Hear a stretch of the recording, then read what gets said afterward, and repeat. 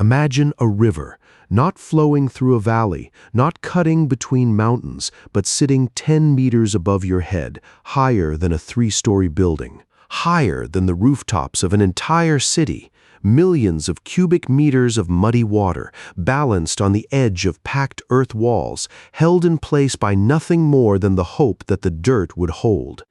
That's not a hypothetical. That's the Yellow River. Right now, today, for over 1,000 years, Chinese engineers fought the most sediment-loaded river on Earth with the only strategy they trusted: walls. Taller walls. Thicker walls. Walls reinforced with stone, with timber, with the forced labor of millions. And every single time they raised those walls higher, they made the problem worse because they weren't fighting water. They were fighting dirt. Millions of tons of invisible particles suspended inside the current, settling onto the riverbed year after year, centimeter by centimeter, lifting the entire river higher and higher above the land it was supposed to irrigate. They were building a lake in the sky, and when their walls finally failed, and they always failed, the river didn't flood, it fell. Like a dam collapsing from above, unleashing the entire volume of a continental river onto flat, unprotected farmland.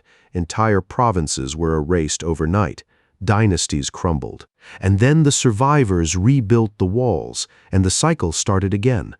This is the story of how the most advanced civilization on Earth accidentally engineered its own recurring apocalypse.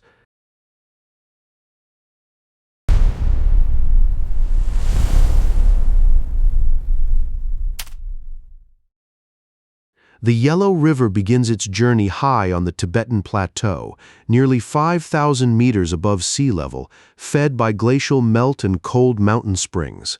In its upper reaches, it looks like any other major river: cold, fast, relatively clear. It bends through arid gorges and cuts across grasslands, gaining volume from dozens of tributaries along the way. But about halfway through its 5,464-kilometer journey to the sea, it enters a region that will define its character and curse an entire civilization: the Loess Plateau. Now, this is a landscape unlike anything else on the planet, a vast stretch of central China, roughly the size of France, blanketed in fine, powdery soil called loess. Particles so fine they feel like flour between your fingers, accumulated by wind and glacial erosion over hundreds of thousands of years. In some places, the deposits reach over 300 meters deep. It's incredibly fertile, the foundation of agriculture for the earliest Chinese kingdoms. But it's also incredibly fragile. The moment water touches it, loess dissolves like sugar in tea, and the Yellow River cuts directly through the heart of it. As the current carves through the plateau, it strips away colossal volumes of soil. Entire cliff faces collapse into the current during monsoon season, staining the water the ochre brown that gives the river its name. By the time it enters the North China Plain, it carries an average sediment concentration of 34 kilograms per cubic meter. During floods, that spikes past 500. In some tributaries, it's been measured at over 700, water so thick with silt it barely qualifies as liquid. For comparison, the Mississippi carries roughly 0.5 kilograms per cubic meter. The Yellow River carries 70 times more. Every year, 1.6 billion tons of sediment flow downstream, enough material to build a wall 1 meter wide and 1 meter tall that wraps around the Earth 27 times. All of it has to go somewhere. The ancient Chinese called it China's sorrow. They knew the river was dangerous. What they didn't understand, and this is the critical part, was that the danger wasn't the water itself. It was what the water carried inside it.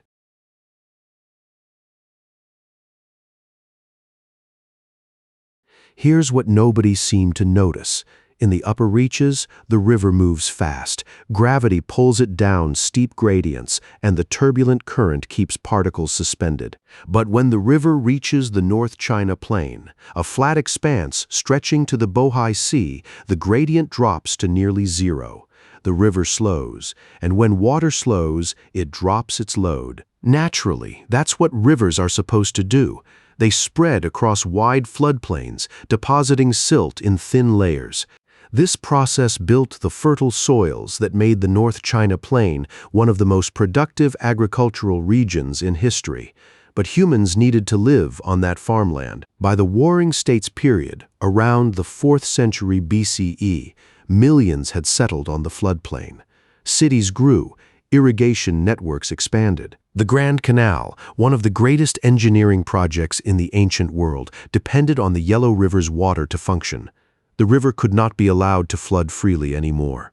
So engineers built dikes, earthen walls running parallel to the river, confining it to a fixed channel, initially modest, low mounds of compacted soil designed to redirect minor floods. They worked beautifully for a while.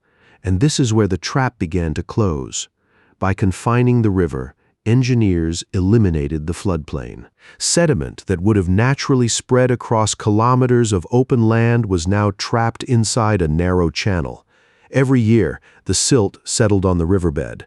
Every year, the bed rose a little higher. At first, barely noticeable, a few centimeters per year.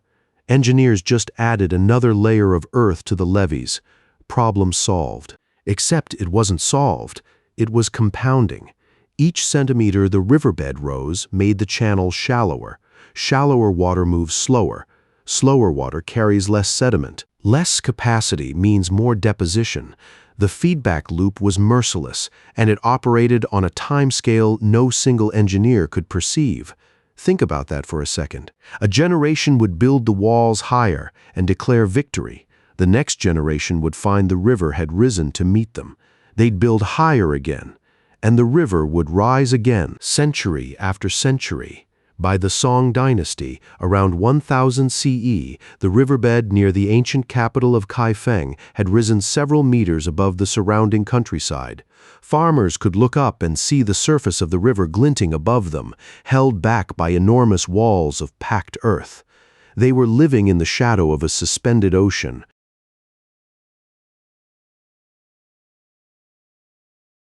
The catastrophic breach of -148 CE shattered any illusion of control.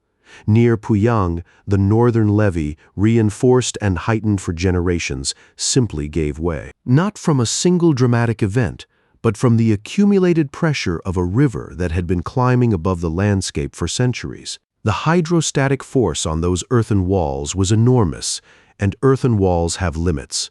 When the wall failed, the river didn't gradually spill over its banks.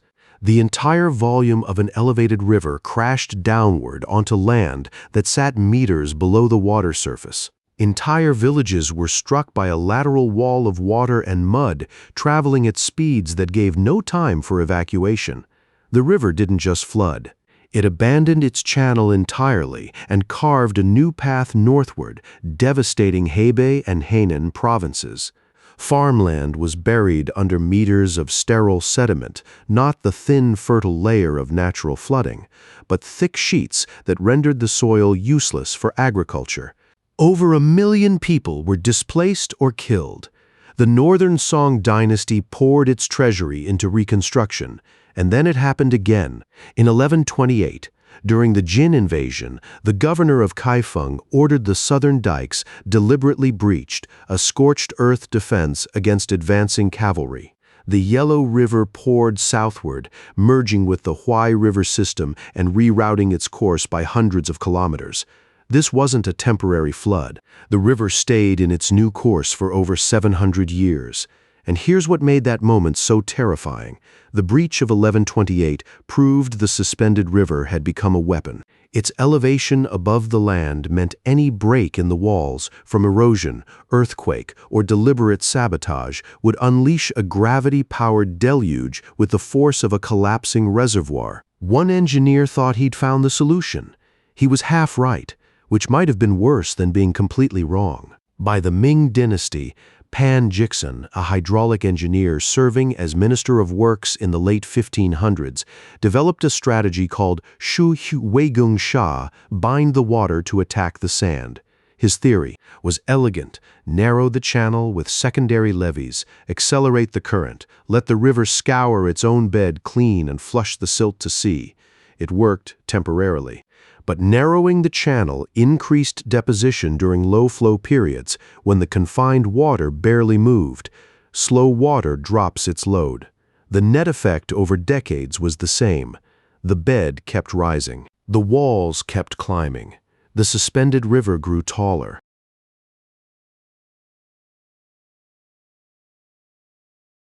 The consequences of this thousand-year engineering trap were not limited to individual flood events.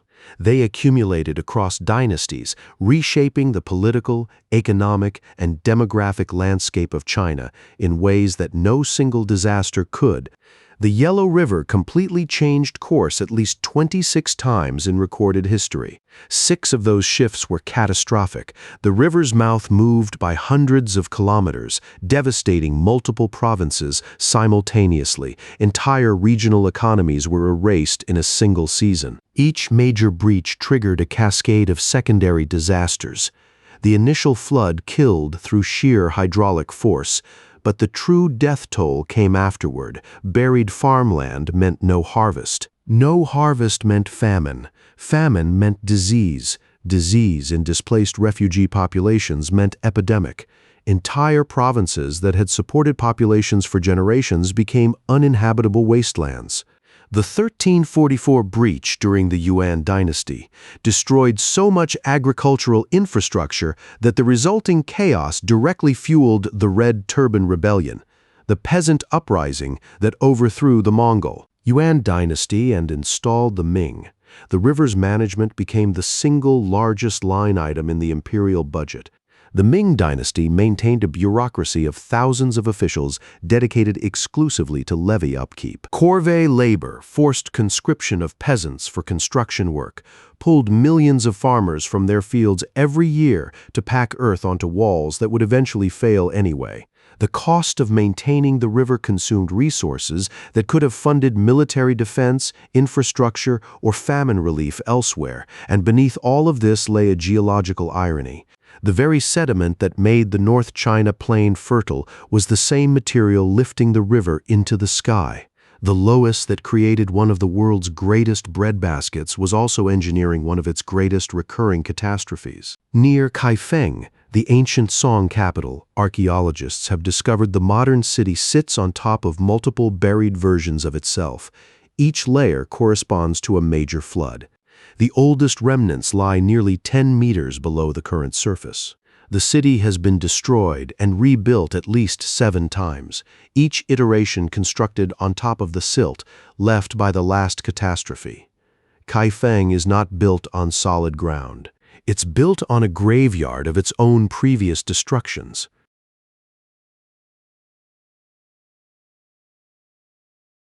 Every flood control textbook will tell you that levees protect people. On the Yellow River, levees were the thing that was slowly killing them. The Yellow River is a masterclass in what engineers call a positive feedback loop, a system where the response to a problem amplifies the problem itself.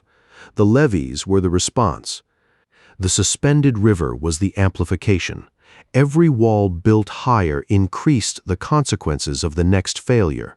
Every centimeter the riverbed rose made the next breach more energetic, more destructive. The system wasn't stabilizing, it was loading itself like a spring, storing gravitational potential energy decade after decade. The longer the walls held, the more devastating the eventual collapse. This is fundamentally different from other famous flood disasters. The Mississippi floods from excessive rainfall and water volume. The Nile flooded seasonally from snowmelt, but the Yellow River floods because the river itself is physically higher than the land around it. It's not a pressure problem, it's a gravity problem. The water doesn't need to rise above its banks. It's already above everything. It just needs the wall to crack. The concept has a name in systems theory, a lock-in trap. Once the first levees were built and settlements expanded onto the floodplain behind them, there was no going back. You couldn't remove the walls. Millions of people now lived below river level. You couldn't let the river flood naturally. The farmland was the empire's food supply. The only option was to keep building higher, keep reinforcing, keep hoping the walls would hold one more season. The system had no exit, only escalation. Modern engineers have partially broken this cycle. The Geological reservoir, completed in 2001, releases massive water pulses to scour sediment and flush it downstream. Since operations began, the lower riverbed has actually dropped in elevation for the first time in recorded history. But the Loess Plateau still erodes. The sediment still flows. The lower reaches still sit between 4 and 10 meters above the surrounding plains. The levees still hold back a river that gravity desperately wants to pull down. The trap is still set. The spring is still loaded. There's something profound about a civilization that spent 1,000 years raising walls against a threat that the walls themselves were creating. Each dynasty inherited the problem, applied the same logic, and passed a worse version to their successors. No single emperor caused the disaster. No single engineer made the fatal mistake. The failure was distributed across centuries, invisible to anyone standing inside any particular decade, and the engineers weren't incompetent. Many of them were brilliant. Pan-Jixun's hydrodynamic intuition was centuries ahead of the formal science that would eventually prove him right. The corvée labor system that maintained the levees was one of the largest organized construction efforts in pre-industrial history. The bureaucratic infrastructure for flood management was more sophisticated than anything in the contemporary Western world. But none of that mattered because they were optimizing within a framework that was fundamentally flawed. They treated the river as a water management problem. It was a sediment management problem. They measured success by whether the levees held this year. They should have been measuring whether the riverbed was rising this decade. The most dangerous systems are not the ones that fail suddenly. They're the ones that fail so slowly you mistake the failure for stability, where each small fix creates a slightly larger future problem, invisible on any human timescale, until the accumulated weight of 1,000 small decisions collapses all at once. The river is still suspended. The walls are still standing, and somewhere beneath the surface of that ochre-brown water, the sediment is still settling. For now, if you're fascinated by the invisible mechanics that build and destroy civilizations, subscribe. There's a lot more of this kind of history waiting to be uncovered.